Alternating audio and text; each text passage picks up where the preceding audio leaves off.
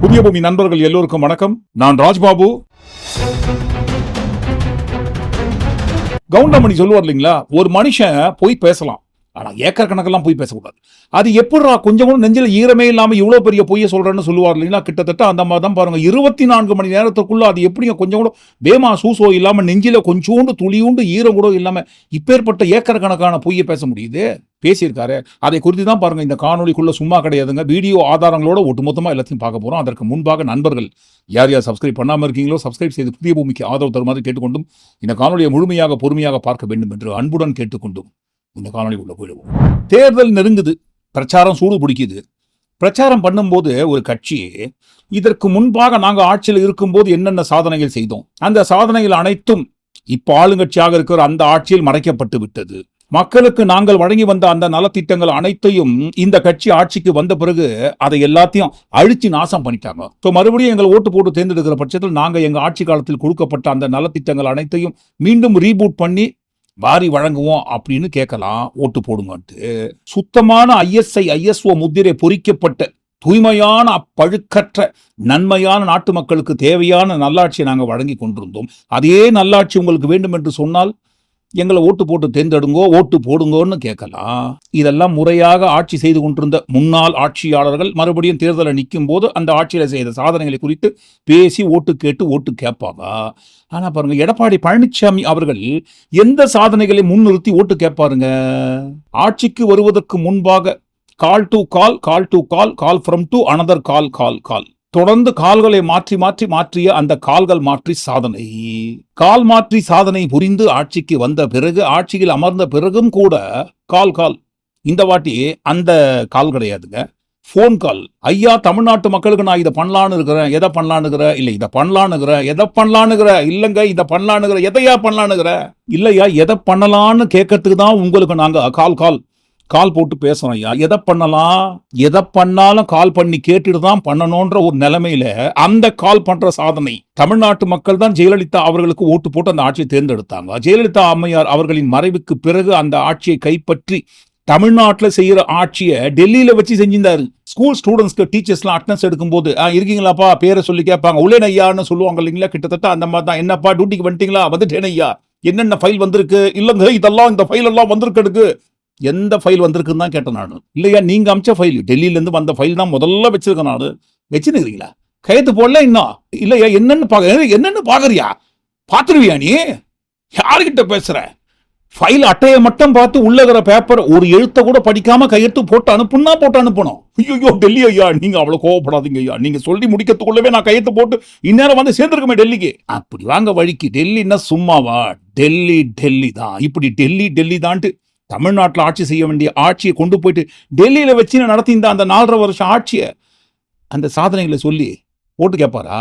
So 4.5 வருட ஆட்சி காலத்தில் கால் to call, human call to phone call, இந்த 2 கால்களின் சாதனைகளை தாண்டி எடப்பாடி பழனிசாமி அவர்கள் ஆட்சி காலத்தில் 4.5 வருட ஆட்சியில் என்ன சாதனையை செஞ்சு கிழிச்சிட்டு அந்த சாதனையை சொல்லி ஓட்டு கேட்க முடியுங்க. அதெல்லாம் பாருங்க, சொல்வதற்கு ஏதும் இல்லை, வன்மத்தை கக்க வேண்டியதுதான். அடச்சே, நீ எல்லாம் ஒரு மனுஷனாயா அப்படின்னு கேட்பாங்க இல்லைங்களா சில பேர் பேசுற பேச்சை பார்க்கும்போது. ஆனா பாருங்க, அந்த வார்த்தை கூட கம்மி தான். எடப்பாடி பழனிசாமி அவர்கள் நேற்றைக்கு முன்தினம் பேசிய வார்த்தையை கேட்கும் போது அடச்சி நீ எல்லாம் ஒரு மனுஷனாயான்ற ஒரு வார்த்தை கூட கம்மி தான். ஒரு எதிர்கட்சியாக ஆளுங்கட்சியை நோக்கி கேள்வி கேட்பதற்கும் பேசுவதற்கும் எவ்வளவோ அரசியல் ரீதியான வழிமுறைகள் இருக்க, இது என்னப்பா கேவலமான வன்மம் நிறைந்த வக்கரமான பேச்சு. என்ன பேச்சு, என்னையா பேசிட்டா, அந்த மாதிரிலாம் நான் எதுவுமே பேசவே இல்லையா, நீங்க எல்லாம் நினைக்கிற மாதிரி, நீங்க எல்லாம் சொல்ற மாதிரி கிடையவே கிடையாது, நான் எதுவுமே பேசவே இல்லை, இதுதான் பேசணும்னு சொல்லி விளக்கம் கொடுத்தாரு பாருங்க. நேற்று தினம் ஒரு கூட்டத்தில் நான் பேசினேன், குளத்தூர் கூட்டத்தில் தான் பேசினேன். அப்போ கொரோனா காலத்தில் மக்கள் கடுமையாக பாதிக்கப்பட்டாங்க. அந்த காலகட்டத்தில் ஸ்டாலின் மக்களுக்கு சரியான ஆலோசனை கொடுக்கல. மக்களுக்கு ஓடோடி இப்படி போட்டோ ஷூட் எடுக்கிறாரு. அப்ப எங்க காணாம போனன்னு சொன்னேன். உடனே புலம்புறார், என்னை பற்றி தவறா பேசுறாரு. காணாமல் போனான்னு தான் சொன்னே ஒழிய உங்களை பற்றி தவறா எப்பொழுது பேசுறது கிடையாது, பேச வேண்டிய அவசியம் எங்களுக்கு கிடையாது. நல்லா பாத்துக்கங்க மக்களே, நண்பர்களே, முக்கியமா அதிமுக கட்சியை சேர்ந்த நண்பர்கள் யாராக இருந்தாலும் எல்லோரும் பார்த்து கொள்ளுங்கள். உலக மகா உத்தமரான எடப்பாடி பழனிசாமி அவர்கள் பேசியது இதுதானா. முதல்வர் அவர்கள் கொரோனா காலத்தில் காணாமல் போயிருப்பாரு அப்படின்னு தான் சொன்னனே தவிர அந்த மாதிரிலாம் பேச வேண்டிய அவசியம் எனக்கு கிடையாது. அப்ப எங்க காணாம போனன்னு சொன்னேன், காணாமல் போனான்னு தான் சொன்னனே ஒழிய. ஓஹோ, அப்படிங்களா? கேமரா இருக்கிற இந்த காலத்துல நம்ம பேசினுக்கிறத அப்படியே லைவ்ல ஏற்றக்கூடிய அளவுக்கு உண்டான விஞ்ஞானம் வளர்ந்து விட்ட இந்த காலத்துல கூட இவ்வளவு பொய்ய சொல்றாருன்னு சொன்னா, அப்போ கேமரா இல்லாத காலத்துல எவ்வளவு பொய்ய பேசி வாழ்க்கையை ஓட்டின்னு இருப்பாருன்ட்டு கேட்பாங்க இல்லைங்களா? அது எப்படி? நான் அப்படி சொல்லல, காணாமல் போயிருப்பாருட்டா. அக்கட சூடுங்க சார். திமுக ஆட்சியில் வறட்சி வந்ததா, வெள்ளம் வந்ததா, புயல் வந்ததா, கொரோனா வந்ததா? ஒன்றும் வரல. அப்படி வந்திருந்தா அந்த முதலமைச்சரே காணாம போயிருப்பார். இவர் அந்த கொரோனாவிலேயே போயிருப்பார். சொல்லுங்க, இன்னொரு தடவை போடுங்க. இவர் அந்த கொரோனாவிலேயே போயிருப்பார். நல்லா பாத்துக்கோங்க அதிமுக நண்பர்களே, மறுபடியும் சொல்றோம், நல்லா பாத்துக்கோங்க, நல்லா கேட்டுக்கோங்க. கொரோனாவில் போயிருப்பாருனா அது இவர் உடம்பு முழுக்க நாடி நரம்பு ரத்தம் சத புத்தி எல்லாத்திலும் முக்கியமா மூளைக்குள்ள வரைக்கும் வன்ம வக்கரம் ஏறி போய் வெளியே வந்த அந்த வன்மம் வக்கரம் பிடிச்ச வார்த்தை அடங்கிய அந்த பேச்சு சமூக வலைதளங்கள் முழுவதும் வைரலாகி இவருக்கு அடிக்கு மேல அடி வந்து விழுது. பதிலடியை சொல்றோம். என்னப்பா இவ்வளவு வன்மம் பிடிச்சவரா இருக்காரு எடப்பாடி பழனிசாமி அவர்கள், சி என்னையா இவ்வளவு கேவலமான மனுஷனா அப்படின்னு கேட்க தொடங்கிய உடனே டக்குன்னு பாருங்க, நேற்றைய தினம் பல்டி அடிச்சார் அந்தர் பல்டி. அப்ப எங்க காணாம போனன்னு சொன்னேன், காணாமல் போனான்னு தான் சொன்னனே ஒழிய. ஏன் சார் நீங்க தானே சார் சொன்னீங்க திமுக ஸ்டாலின் அவர்கள் ஆட்சி காலத்துல கொரோனா இருந்ததா, வறட்சி இருந்ததா, வெள்ளம் வந்ததா, புயல் வந்ததா? எதுவுமே வரல. ஒருவேளை ஸ்டாலின் அவர்கள் ஆட்சி காலத்துல கொரோனா வந்திருந்தா அந்த கொரோனாவில போய் சேர்ந்திருப்பாரு நீங்க தான் சொன்னீங்க. இவர் அந்த கொரோனாவிலேயே போயிருப்பார். கொரோனாவே ஸ்டாலின் அவர்கள் ஆட்சி காலத்துல இல்ல வரலன்னு சொல்லிட்டு பிரச்சனை வந்ததுக்கு அப்புறம் கொரோனா காலத்துல அவரு காணாமல் போயிட்டாருன்னு சொன்னேன்ட்டு எப்படி சார் இப்படி வேமா சூசோ இல்லாம? அது என்னது வடிவேல் வாயி, அது வேற வாயி. அப்ப இது நார வாயி இருக்கு. இந்த மாதிரி எடப்பாடி பழனிசாமி அவர்கள் மாத்தி பேசின வாய்கள் நிறைய இருக்கு.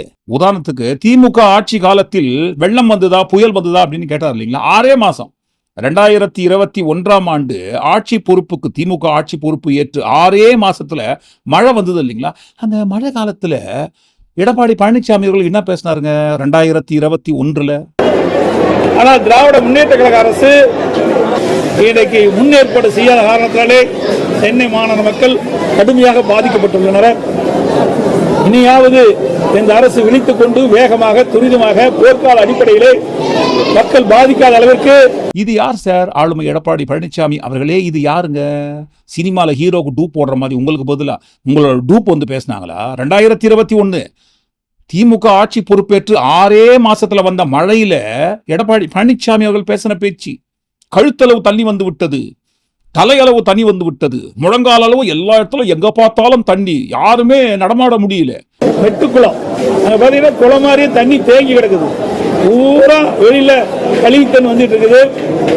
இந்த நான் சுற்றி வந்த பகுதி முழுவதுமே கழிவு நீரும் மழை நீரும் கலந்து இருக்கின்றன. அதுவும் 6 மாசம் திமுக கட்சி ஆட்சி பொறுப்பேற்று 2021 காலத்தில் வந்த மழை 6 மாசத்துல ஆட்சி பொறுப்பு ஏற்று அதற்கு முதல்வர் அவர்கள் பதில் சொல்லணும்னு கேட்ட எடப்பாடி பழனிசாமி அவர்கள் அதிமுக 10 வருஷம் ஆட்சி காலத்துல என்ன பண்ணீங்க?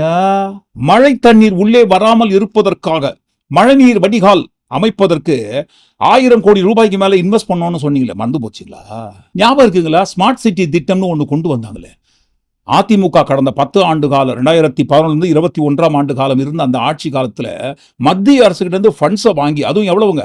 சாதாரணமா 1000 கோடி 2000 கோடி கிடையாது, 8820 கோடி ரூபாய் அளவுக்கு உண்டான ஃபண்ட்ஸை வாங்கி ஸ்மார்ட் சிட்டியை உருவாக்குறோம். கடந்த 10 ஆண்டு கால ஆட்சி காலத்தில் ஸ்மார்ட் சிட்டியை உருவாக்கியிருக்கோம். டி நகருக்கு வந்து பார், எதுங்க சென்னையில் இருக்கிற டி நகருக்கு வந்து பார் வா, அங்க வந்து பார், சிங்கப்பூர் மாதிரி பண்ணி வச்சிருக்கோம். ஒரே ஒரு சொட்டு தண்ணீர் கூட நிக்காது, எவ்வளவு மழை வேணா வரட்டும், எவ்வளவு வெள்ளம் வேணா வரட்டும், சிங்கப்பூர் மாதிரி நல்லா கம்பீரமா இருக்கும், டி நகருக்கு வந்து பார் அப்படின்னு சொன்னது யாருங்க? 2021 சட்டமன்ற தேர்தல் வந்த சமயத்துல. ஒண்ணுமே செய்யல டி நகர் வந்து பாரு, சிங்கப்பூர் மாதிரி அருமையா செஞ்சிருக்காங்க. மத்திய அரசு கிட்ட இருந்து 8820 கோடி ரூபாய் அளவுக்கு உண்டான ஃபண்ட்ஸை வாங்கி கடந்த 10 ஆண்டு கால ஆட்சி காலத்துல நாங்க ஒவ்வொரு சிட்டியையும் ஸ்மார்ட் சிட்டியாக உருவாக்கி சிங்கப்பூர் மாதிரி பண்ணி வச்சிருக்கோம். அது மட்டுமல்லாமல் மாநில அரசோட தமிழ்நாடு அரசோட 1000 கோடி ரூபாய் ஃபண்ட்ஸை ஒதுக்கி ஒவ்வொரு ரோட்டையும் என்ன மாதிரி பண்ணி வச்சிருக்கோன்ட்டு சொன்னது யாருங்க? அது மட்டுமா 1300 கோடிக்கு மேல கொட்டி 23 சாலைகளை ஏதோ பண்ணாங்களாமே. சென்னை ஸ்மார்ட் சிட்டி லிமிடெட் என்ற சிறப்பு நிறுவனம் டி நகர் சார்ந்த பகுதிகளை வளர்ச்சி திட்டத்திற்காக 1366.2 கோடி மதிப்பீட்டில் 23 சாலை பணிகள் மறுவடிவமைப்பு. அது மட்டும் கிடையாதுங்க, சாதனை. நாங்க இவ்வளோ எங்க ஆட்சி காலத்துல கடந்த 10 ஆண்டுகளில் இவ்வளோ சாதனை பண்ணியிருக்கோம்னு சொல்லி பட்டியல் எடுத்து விட்டார். அந்த பட்டியல்ல ஏதோ சொன்னார், சென்னை எல்லைச்சாலை. சென்னை எல்லைச்சாலையெல்லாம் அமைக்க இருக்கிறாங்களாம். அதுவும் எவ்வளவுங்க? 12,000 கோடி ரூபாய் திட்டத்தில்.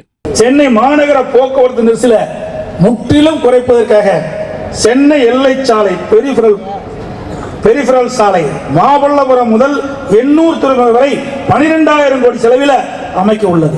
இவ்வளவு ஆயிரக்கணக்கான கோடி மாநில அரசு ஃபண்டு, மத்திய அரசோட ஃபண்ட்ஸ் எல்லாத்தையும் வாங்கி சென்னை சிட்டி முழுக்க நாங்க எப்படி ஆக்கி வச்சிருக்கோம். ஒரே ஒரு டிராப் தண்ணி கூட நிக்காதுன்ட்டு சொல்லி விட்டுட்டு போய் 6 மாசத்துல திமுக கட்சி ஆட்சிக்கு வந்து 2021ஆம் ஆண்டு காலத்தில் வந்த மழையில டி நகர் ஃபுல்லா தண்ணி. நீ பாத்தீங்கன்னா சென்னை மாநகரத்தில் மட்டும் இதுவரைக்கும் 954 கிலோமீட்டர் மழைநீர் கால்வாய் அமைச்சிருக்கிறோம். 954 கிலோமீட்டர் மழைநீர் கால்வாய் அமைத்து இன்னைக்கு சென்னை மாநகரத்தில் இருக்கின்ற 3000 பகுதியில் மழை காலத்திலே பெய்கின்ற நீர் தேங்காமல் வெளியேறுவதற்கு மழைநீர் கால்வாய் தொடர்ந்து ஏற்படுத்தியிருக்கிறோம். அந்த அளவுக்கு அம்மாவுடைய அரசு நடவடிக்கை எடுத்து பெரும்பாலான வீதிகளில் தேங்கி இருக்கின்ற நீரையெல்லாம் வெளியேற்றுவதற்கு மழைநீர் வடிகால் வசதி செய்து கொடுத்த அரசு அம்மாவுடைய அரசு. ஸ்மார்ட் சிட்டி திட்டங்கள் நிறைய திட்டங்கள் சுமார் 1000 கோடி ரூபாயில பல்வேறு சாலைகளை புதுப்பிக்கிறோம். அதோட அடையாறு, கோமாறு இதையெல்லாம் இன்னைக்கு சீர் செய்யப்படுகிறது. மழைக்காலத்தில் வடிகால் வசதி செஞ்சு எங்கேயுமே தண்ணி தேங்காம வெளியேற்றப்படுகிறது. இன்னைக்கு அம்மாவுடைய அரசு தான் இந்த வடிகால் வசதியை சிறப்பாக செஞ்சிருக்குது. சிங்கப்பூர் மாதிரி பண்ணி வச்சிருக்காங்க. வந்து பாருன்னு வடிவேலு கூப்பிடுவார் இல்லைங்களா, அந்த மாதிரி கூப்பிட்டார். வந்து பார் அப்படின்னு சொல்லிட்டு போய் பார்த்தா எங்க பார்த்தாலும் வெள்ளம். டி நகர் இருக்கிற இடமே தெரியாத அளவுக்கு உண்டான அவ்வளவு தண்ணி சூழ்ந்துள்ளது. அதிமுக ஒண்ணுமே செய்யல. டி நகர் வந்து பாரு, சிங்கப்பூர் மாதிரி அருமையா செஞ்சிருக்க. டி நகர் வந்து பாரு, சிங்கப்பூர் மாதிரி அருமையா செஞ்சிருக்க. அப்ப அந்த சமயத்துல கத்தந்து யாருங்க? எடப்பாடி பழனிசாமி அவர்கள் தான். ஐயோ, திமுக ஆட்சி காலத்துல இவ்வளவு தண்ணி வந்துச்சே, வெள்ளம் வந்துச்சே, எந்த ஒரு முன்னேற்பாடும் செய்யாத காரணத்தினால்தான் மக்கள் இவ்வளவு பெரிதாக பாதிக்கப்பட்டிருக்கிறார்கள். இதற்கு முழு காரணம் ஸ்டாலின் அவர்கள். 2021 சொன்ன வாய் எந்த வாயிங்க? பாத்தீங்கன்னா குளம் மாதிரி தண்ணி தேங்கி கிடக்குது. பூரா வெளியில கழிவுத்தன் வந்துட்டு இருக்குது. அது வேற வாய். இதே இப்ப 2026 மு.க. ஸ்டாலின் அவர்கள் ஆட்சி காலத்துல வெள்ளம் வந்துதா, புயல் வந்துதான்னு சொல்ற இந்த வாய் எந்த வாய்ங்க? திமுக ஆட்சியில வறட்சி வந்ததா, வெள்ளம் வந்ததா, புயல் வந்ததா? இது நாரவாய். அப்ப அந்த சமயத்துல எது கேட்டாலும், எதிர்கட்சியாக இருக்கிற திமுக எது கேட்டாலும் உனக்கு புரியல, நீ எழுதி வச்சு படிக்கிற, உனக்கு புரியல, நீ எழுதி வச்சு படிச்சிட்டு இருக்கிற, நாங்க என்ன செய்யறது? உனக்கு புரியல, நீ எழுதி வச்சு படிக்கிறேன்னு அடுத்தவங்களை பார்த்து சொன்ன அதே மேடையில, வேற எங்கேயும் இல்லைங்க, அதே மேடையில அவர் என்ன பண்ணாரு? இந்த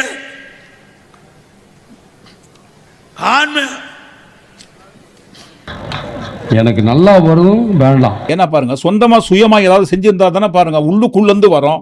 மக்களுக்காக நாங்கள் இதெல்லாம் செஞ்சிருக்கோம்னு சொல்லி எதை கேட்டாலும் ஃபோன் போட்டு கேட்குறேன், கால் பண்ணி கேட்குறேன். விழுற கால் கிடையாதுங்க, கால் பண்ணி பேசுற ஃபோன் காலை சொல்றோம். ஹச்சின்னு தும்பணும்னு சொன்னா கூட டெல்லிக்கு ஃபோன் போட்டு, ஐயா எனக்கு தும்பல் வருதுயா, தும்பலாமா, தும்பிக்க ஒரே ஒரு வாட்டி மட்டும் தும்பணும், 2வது வாட்டி தும்பணும்னா ஃபோன் பண்ணி கேட்டுட்டு தான் தும்பணும்ட்டு.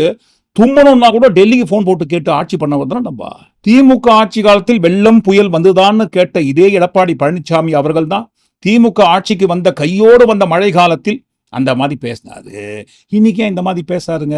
அநேகமா அவருக்கு மூளையில ஏதோ பிரச்சனை நினைக்கணும். டெல்லிக்கு போகும்போது அவரோட மூளையை கட்டி அவங்க பாஸ் கிட்டவும் அந்த பாஸ் கட்சிக்கிட்டவும் கொடுத்தா நல்லா ஃபினாயில் எல்லாம் போட்டு வாஷ் பண்ணி மண்டக்குள்ள மறுபடியும் ஃப்ரெஷ் ஆகி அமிச்சா திரும்பவும் அந்த ஞாபகங்கள்லாம் வரத்துக்கு வாய்ப்பு இருக்குன்னு நினைக்கணும். ஏன்னா சுயமரியாதையோடு சுய சிந்தனையோடு ஆட்சி பண்ணாம டெல்லியில் கேட்டு, எப்பவுமே டெல்லியிலேயே கேட்டு ஆட்சி பண்றதால எல்லாத்தையும் மறந்துடுறாரு.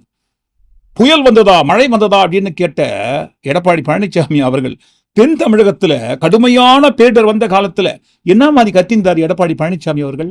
தென் மாவட்டம் திருநெல்வேலி, தூத்துக்குடி, தென்காசி, கன்னியாகுமரி 4 மாவட்டங்களிலே அதிக மழை பெய்யும் என்று இந்திய வானிலை ஆய்வு மையம் 14ஆம் தேதியே அறிவிக்கப்பட்டு விட்டது. 14ஆம் தேதி அறிவிக்கப்பட்டு விட்டது.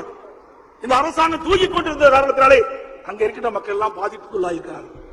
ஏற்கனவே மிக்ஜாம் புயல், அந்த புயல் என்னென்ன தாக்கத்தை ஏற்படுத்தியது, கனமழை எப்படி எல்லாம் மக்களை பாதித்தது என்று நீங்கள் இதை ஒரு முன்னுதாரணமாக எடுத்துக்கொண்டு அந்த தென் மாவட்ட மக்கள் பாதிக்காத அளவிற்கு முன்னெச்சரிக்கை நடவடிக்கை எடுக்கப்பட்டிருந்தால் இன்றைக்கு இந்த அளவுக்கு மக்கள் பாதிக்கப்பட்டிருக்க மாட்டாங்க.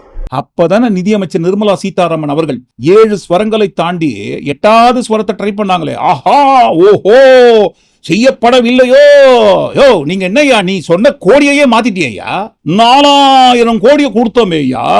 அந்த அம்மா பேசின வீடியோவை போட்டா ஒரு மாதிரி எரிச்சலா வருது, வெறுப்பா வருது அப்படின்னு சொல்றதால தான் அந்த அம்மா பேசின ஸ்டைல்லையே நாங்க பேசி காட்டுறோம். 4000 கோடி கொடுத்தோமே, சென்னையை சரி பண்ணிக்கோங்க, ரெடி பண்ணிக்கோங்க, நல்லா இருங்க சொல்லி 4000 கோடியை நாங்க கொட்டி கொடுத்தோமேன்ட்டு இவங்க கொடுக்கவே இல்லை. அந்த 4000 கோடி ரூபாயில் ஒரே ஒரு ரூபாய் கூட இவங்க கொடுக்கல. அது அனைத்தும் மாநில அரசோட நிதி. ஆனா பாருங்க, 4000 கோடி ரூபாயை சென்னைக்காக கொட்டி கொடுத்தோமே, அந்த காசு எங்கன்ட்டு 8 ஸ்வரங்கள்ல கத்தனாங்கல்ல, ஞாபகம் இருக்குங்களா? அவங்க கத்தும் போது, தென் தமிழகத்தை பேரிடர் சூழும் போது எந்த ஆட்சி இருந்ததுங்க? அதிமுக ஆட்சி காலத்துல எடப்பாடி பழனிசாமி அவர்கள் சொன்னாரு, திமுக ஆட்சி காலத்தில் வெள்ளம் வந்ததா, மழை வந்ததா, புயல் வந்ததா, பேரிடர் வந்ததா, எதுவுமே வரல அப்படின்னு சொல்லிட்டு அவர் சொன்ன அந்த திமுக ஆட்சி காலத்தில் தான் தென் தமிழகம் பெரிய அளவில் பாதிக்கப்பட்டது பேரிடர் காரணமாக. கடந்த 70-80 வருடங்கள் பார்க்காத ஒரு மழை, அப்படி ஒரு மழை. அந்த மழை வந்த காலத்தில் திமுக தான் ஆட்சியில் இருந்தது. எடப்பாடி பழனிசாமி அவர்களும் கூட சேர்ந்து கொண்டு பொங்கி பொங்கல் வச்சிருந்தாரு. ஐயோ, எந்த ஒரு முன்னேற்பாடும் செய்யாத காரணத்தினால்தான் தென் தமிழகமும் தென் தமிழக மக்களும் பெரிதாக பாதிக்கப்பட்டிருக்கிறார்கள். பொம்மை முதல்வர் ஸ்டாலின், விடியா திமுக அரசு, இப்படிதான் கத்தியிருந்தாரு. இந்த முதலமைச்சருக்கு தான் ஒண்ணுமே தெரியாத, இப்பதான் பொம்மை முதலமைச்சர், இப்படி பொம்மைக்கு சாய் கொடுத்தா கை தட்டும் பாருங்க, அப்படித்தான் பாண்டிட்டு இருக்காரு. கத்தந்து யாருங்க? நீங்க தான். ஆனா இப்போ என்ன சொல்றாரு? வறட்சி வந்ததா, வெள்ளம் வந்ததா, புயல் வந்ததான்னு கேக்குறாரு. அன்னைக்கு பேசின வாய் என்ன வாய்ப்பா? அது வேற வாய். இன்னைக்கு எதுவுமே வரல ஆட்சி காலத்துலன்னு சொல்ற வாய் இது நார வாய். எப்ப மழை வந்தாலும், கடந்த 5 வருட ஆட்சி காலத்துல, திமுகவோட ஆட்சி காலத்துல எப்ப மழை வந்தாலும் 4000 கோடி ரூபாய் எங்கே சென்றது அப்படின்னு. அப்ப 8820 கோடி ரூபாய் எங்கே சென்றது சார்? அது போக மாநில அரசு, தமிழ்நாடு அரசோட ஃபண்ட்ஸை எடுத்து 1000 கோடி ரூபாய் மழைநீர் வடிகால் வாய்கள்லாம் அமைப்பதற்காக ரொம்ப கொட்டி செலவு பண்ணியிருக்கோம். வந்து பார் என்ன மாதிரி இருக்கும்னு சொன்ன அந்த சாலையெல்லாம் எங்க போச்சு? ரெடி பண்ண ரோடெல்லாம் எங்க போய் ஓடி ஒழிஞ்சுக்கிச்சு? ஏன்னா பாருங்க, சிங்கப்பூர் மாதிரி பண்ணி வச்சிருக்கேன்னு சொன்ன அந்த ரோட்ல தானே மழை வெள்ளம் வந்தது. டி நகர்ல திமுக ஆட்சி பொறுப்பேற்று 6 மாசத்துல 2021ஆம் ஆண்டில் சிங்கப்பூர் மாதிரி பண்ணி வச்சிருந்தா அந்த ரோடெல்லாம் அங்கேதான் இருந்திருக்கும். ஒரு சொட்டு தண்ணீர் கூட நிற்காதுன்னு சொன்ன அந்த ரோடு எங்க? சிங்கப்பூர் மாதிரி அருமையா செஞ்சிருக்காங்க. பருத்தி வீரன் படத்துல ஒரு டைலாக் வரும் இல்லையா, ஐயோ போய போய போய ஆள் எடுத்துக்காக நீ என்ன பேசுவியாண்டு. கிட்டத்தட்ட அதே மாதிரி தான் பாருங்க. ஆட்சி கடந்து விட்டது, ஆட்சி காலத்தை கடந்து வந்து விட்டோம் என்பதற்காக நீங்க என்ன பேசுவீங்களா? 2015 ஏரியை தந்து விட்டீங்களா, ஊரே முழுகுச்சிங்களே, ஞாபகம் இருக்குங்களா? சொல்லாம கொல்லாம நைட்டா ஏரியை தந்து விட்ட அந்த சமயத்துல நீதிமன்றம் கேள்வி கேட்டாங்களே. சென்னையில் 2015ஆம் ஆண்டில் பெருவெள்ளம் ஏற்பட்ட பிறகு சென்னை மாநகராட்சி என்ன செய்து கொண்டிருந்தது, தற்போது மழைநீர் தேங்கியது ஏன் என்று அடுக்கடுக்காக சென்னை உயர்நீதிமன்றம் கேள்வி எழுப்பி உள்ளது. இன்றைக்கு ஒவ்வொரு வருஷம் மழை வரும்போதெல்லாம் பொம்மை முதல்வர் ஸ்டாலின், விடியா திமுக அரசு எந்த ஒரு முன்னேற்பாடும் செய்யாத காரணத்தினால்தான் மழை வெள்ளம் சூழ்ந்து விட்டதுன்ட்டு வேமா சூசோ இல்லாம பேசுற இவங்க தான் பாருங்க, கடந்த 10 ஆண்டு கால ஆட்சி காலத்தில் இதை செஞ்சு கிழிச்சோம் அதை செஞ்சு கிழிச்சோம்னு சொன்ன அந்த ஆட்சியில் தான் ஊரே முழுகிற அளவுக்கு நாசம் பண்ணி வச்சாங்க. இல்ல என்னுடைய ஆட்சி காலத்தில் புயல் வந்தது, கஜா புயல் கூட வந்தது, ஆனால் யாரையும் பாதிக்காதவாறு நான் போயிட்டு மரத்தை தாங்கி பிடிச்சிருந்தேன். புயல் வீசியதே, அப்போது கூட அந்த புயலை நான் விடலையே, திரும்பி போ புயலேன்னு சொல்லி உஃப்னு ஊதன. கஜா புயல் வந்த சமயத்துல எங்க இருந்து ஊதன? நான் புயல என் மாமனார் வீட்டுல இருந்து ஊதன புயல். விருந்துக்காக போயிருந்தேன் இல்லைங்களா? கஜா புயல் உருவான அந்த சமயத்துல என் மாமனார் வீட்டுக்கு விருந்துக்கு போயிருந்த அந்த இடத்துலயே ஒரு பக்கம் விருந்து சாப்பிடுறேன், இன்னொரு பக்கம் புயலை உஃப்னு ஊதுறேன். கண்டிப்பா கஜா புயல் வந்த சமயத்துல முதல்வராக, ஒரு மாநிலத்துக்கு தமிழ்நாட்டோட முதல்வராக இருக்கிற ஒரு முதல்வர் எடப்பாடி பழனிசாமி அவர்கள் மாமனார் வீட்டுக்கு விருந்துக்கு போனாரு. நம்ம ஆட்சி காலத்துல என்னென்ன பேரிடர் வந்தது, மக்கள் எவ்வளவு பாதிக்கப்பட்டார்கள் என்பதே நமக்கு தெரியாது. ஒவ்வொரு பேரிடர் வருகின்ற சமயத்துல ஒன்னு டெல்லியில இருப்போம், இல்லைன்னா சொந்தக்காரங்க வீட்டுல ஃபுல் கட்டின்னு இருப்போம். அப்படி இருக்கும்போது எதிர்கட்சி ஆட்சி பண்ற சமயத்துல என்ன வந்தது ஏது வந்ததுன்ட்டு உங்களுக்கு எப்படி தெரியுங்க? அதனால்தான் எதுவுமே வரல திமுக ஆட்சி காலத்துலன்றாரு. கொரோனா 2ஆம் அலைன்னு சொல்லுவாங்க இல்லைங்களா? முதல் அலையை காட்டிலும் 2ஆம் அலை கோர கொடூரமாக வந்தது. 2021ஆம் ஆண்டு திமுக கட்சி ஆட்சி பொறுப்பு ஏற்ற அந்த சமயத்திலே கொரோனா காலகட்டம், பிரச்சார சமயத்தின் போதே முதல் அலை கொரோனா காலகட்டம். ஆட்சி பொறுப்புக்கு முதல்வர் அவர்கள் பதவிக்கு வந்த சமயத்துல 2ஆம் அலை கோர கொடூரமாக தலைவிரித்து ஆடி கொண்டிருந்தது. அப்போ கொரோனா 2ஆம் அலை தமிழகத்தை பெரிய அளவில் பாதிக்கப்பட்ட சமயத்துல எடப்பாடி பழனிசாமி அவர்கள் எங்க போயிருந்தாருங்க? டெல்லியில இருந்தீங்களா இல்ல சிங்கப்பூர்ல இருந்தீங்களா? ஏன்னா இன்னைக்கு சொல்றீங்களா திமுக ஆட்சி காலத்தில் கொரோனா மட்டும் வந்திருந்தால் அந்த கொரோனாவிலேயே முதல்வர் அவர்கள் போய் சேர்ந்திருப்பாருன்ட்டு. இவர் அந்த கொரோனாவிலேயே போயிருப்பாரு. அப்பேற்பட்ட கொடூர கொரோனா நோயா பார்த்தா அப்படி தெரியலீங்களே, அந்த அளவுக்கு கொடூரமா இருக்கிற மாதிரி. அப்படியெல்லாம் நீங்க அச்சப்பட வேண்டிய அவசியமே கிடையாது. கொரோனா சும்மா அது சாதாரண வியாதி தான், அதனால யாரும் பயப்படாதீங்க. 70 வயதுக்கு மேல இருக்கவங்களுக்கு தான் கொரோனா பாதிக்கும். யார் சொல்றதுங்க? நம்ம விஞ்ஞானி எடப்பாடி தான். நீங்க அச்சப்பட வேண்டிய அவசியமே கிடையாது. அதாவது இது வந்தவைங்க, இந்த நோயினால் பாதிக்கப்பட்டவர்கள் இருமினால் தும்பினால் வருந்தான் சொல்லியிருக்காங்க. இங்க யாருக்கும் பாதிப்பு இல்லை, அதனால நீங்க அச்சப்பட வேண்டியதில்லை. ஏன்னா அச்சப்படுறேன்னா ஏற்கனவே மக்கள் நல்வாழ்வுத்துறை அமைச்சர் சொன்னார் 70 வயசுக்கு மேலேன்னா அண்ணா அதனால அச்சப்படுறீங்களே ஒரு சந்தேகம் ஏற்பட்டது. அதை மட்டுமா சொன்னாரு? உழைப்பவர்களுக்கு கொரோனா வரவே வராதான். இவங்கெல்லாம் உழைக்கிறவங்களாம், அதனால இவங்கெல்லாம் கொரோனா வரலன்னு சொன்னாருங்க. அப்ப என்ன சொல்ல வருகிறார் முன்னாள் முதல்வர் இன்றைய எதிர்க்கட்சி தலைவரான எடப்பாடி பழனிசாமி அவர்கள்? உழைப்பவர்களுக்கு மட்டும்தான் கொரோனா வரும் அப்படின்னு சொன்னா, அப்ப கொரோனா வந்தவங்க எல்லாம் உழைக்காதவங்க, வேலை வெட்டிக்கு போகாம சும்மா பரம்பரையாக சேர்த்து வச்ச காசை உட்கார்ந்து தின்னு தீர்த்துந்தவங்களுக்கு தான் கொரோனா வந்ததுன்னு சொல்றாரா? இந்த மாதிரிலாம் பேசி ஸ்டேட்மெண்ட் கொடுத்த சமயத்தில் அவர் எதிர்க்கட்சி தலைவர் கிடையாதுங்க. நமக்கு என்ன வந்தது? ஏதாவது அச்சு விட்டு போலான்னு சொல்லி முதல்வராக இருந்த காலத்துல அச்சு விட்டு போனது இதெல்லாம். கொரோனா என்பது அது ஒன்றும் பெருசாலாம் கிடையாது. அது சாதாரண சும்மா பிம்பிளிப்பி பிலாப்பி 70 வயசுக்கு மேல இருக்கவங்க தான் பாதிப்பாங்க, அதனால தான் இவங்க எல்லாம் பயப்படுறாங்க போதுன்ட்டு சும்மா கொரோனா ஒரு ஜுரம் மாதிரி அப்படின்னு சொன்ன இவர் தான். கொரோனா இல்லவே இல்லை திமுக ஆட்சி காலத்துல வந்திருந்தது. இவர் அந்த கொரோனாவிலேயே போயிருப்பார். எடப்பாடி பழனிசாமி அவர்களுக்கு ஊருக்குள்ள ஒரு பட்டப்பெயர், செல்ல பெயர் இருக்கு, 10 தோல்வி பழனிசாமி என்று. ஏன்னா மறைந்த முன்னாள் முதல்வரான ஜெயலலிதா அவர்கள் மறைவிற்கு பிறகு அந்த கட்சியோட பொதுச் செயலாளராக பதவி ஏற்று அவர் நின்ன எந்த ஒரு தேர்தலையும் ஜெயிச்சதே கிடையாது. தொடர் தோல்வி. தொடர்ந்து அவரை தொடரும் அந்த தொடர் தோல்வியின் காரணமாகத்தான் அவருக்கு 10 தோல்வி பழனிசாமி என்கின்ற ஒரு செல்ல பெயர் உண்டு. வடிவேல் சொல்லுவார் இல்லைங்களா, அதெல்லாம் கண்ணுக்கு முன்னாடி வந்து போகும் இல்லையான்ட்டு. அப்ப எல்லாத்தையும் ஒட்டுமொத்தமா கண்ணுக்கு முன்னாடி கொண்டு வந்துட்டு, என்னப்பா இது, முதல்வர் பதவியில இருக்கும் போதே நீங்க எவ்வளவு அநியாய அக்கிரமம் பண்ணிருக்கீங்க, இந்த மாதிரி அநியாய அக்கிரமம் பண்ண நீங்கெல்லாம் எதுக்குப்பா இருக்கணும் அப்படின்னு கேட்கல. நாங்க ஏன் கேட்க போறோம்? நாங்க என்ன எடப்பாடி பழனிசாமி அவர்களா அந்த மாதிரிலாம் பேசுறதுக்கும் கேட்கறதுக்கும்? இந்த மாதிரி யாராவது கேட்டா எடப்பாடி பழனிசாமி அவர்கள் என்ன பண்ணுவாருங்க? நாடே எதிர்ப்பு தெரிவிச்ச விவசாய சட்ட மசோதாக்களை ஆதரித்து கையெழுத்து போட்ட நீங்கெல்லாம் ஒரு முதல்வர் பதவியில் இருக்க தகுதியானவர் தானா? அன்றைக்கு முதல்வர் பதவியில இருக்கும் போதே உங்களால எதையுமே செஞ்சு கிழிக்க முடியல. இப்ப மீண்டும் அதே முதல்வர் இடத்துக்கு வந்து அந்த சீட்ல உட்கார்ந்து அடிமை ஆட்சி நடத்தி நீங்க என்னப்பா தமிழ்நாட்டுல சாதனை பண்ணி கிழிக்க போறீங்க? நீங்கெல்லாம் இருக்கிறது இந்த நாட்டுக்கு அவசியம் தானா அப்படின்ட்டு யாருன்னு கேட்கலங்க, நாங்களும் கேட்கலங்க. கேட்டா என்ன பண்ணுவார் எடப்பாடி பழனிசாமி அவர்கள் பேசுவதை போலவே? சிஏஏ சட்டத்துக்குள்ள என்ன பிரச்சனை இருக்குன்னு தெரியாமலேயே, இந்த சிஏஏ சட்டத்தை குறித்து அக்குவேர் ஆணிவேர் நம்ம நிறைய வீடியோ பதிவு பண்ணியிருக்கோம், அதெல்லாம் ஒரு ஓரம் வந்துட்டு போடும், தப்பு கிடையாது. அந்த சிஏஏ சட்டத்துக்குள்ள என்ன பிரச்சனை இருக்குன்னு தெரியாமலேயே சிஏஏ சட்டமா, ஐயோ நாட்டுக்கு தேவையானதாச்சே கொண்டு போங்க, நான் கையெழுத்து போடுறேன்னு கண்ணை கட்டி கையெழுத்து போட்ட நீங்க முதல்வர் பதவியில் இருக்கும் போதே அதை படிச்சு பார்க்க துப்பு இல்லாம நீங்க மறுபடியும் முதல்வர் சீட்ல உட்காந்து என்னையா செஞ்சு கிழிக்க போறீங்க? நீங்கெல்லாம் இந்த உலகத்துல இருக்கிறது தேவைதானா அப்படின்ட்டு யாரும் கேட்கலங்க, நாங்களும் கேட்கல. கேட்டா என்ன பண்ணுவீங்க? எடப்பாடி பழனிசாமி அவர்கள் நீங்க முதல்வரை பார்த்து கேட்ட அதே வார்த்தையை உங்களை திருப்பி கேட்டா என்ன பண்ணுவீங்க? நமது நாட்டையே ஒட்டுமொத்தமாக உலுக்கிய சாத்தான் குலம் சம்பவம். அப்பா மகன் இருவரையும் ஸ்டேஷனுக்கு கொண்டு போயிட்டு அடிச்சு கொலை செய்த அந்த காவல்துறை மிருகங்களை காப்பாற்றியது யார்? அந்த சமயத்தில் காப்பாற்றுவதற்கு முயற்சி செய்தது யாருங்க?